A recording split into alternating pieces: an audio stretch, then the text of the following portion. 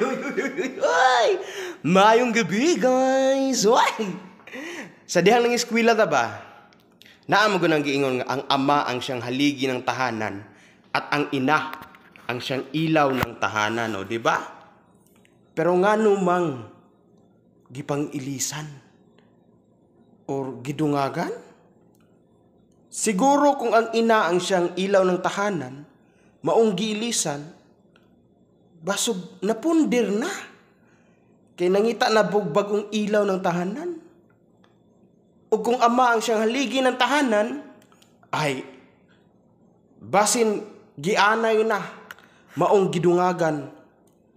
Pero bason po'y dirag idungan. Kay kung ang ama ang siyang haligi ng tahanan, ug kung duha na, aw ligon imong puloy-anan.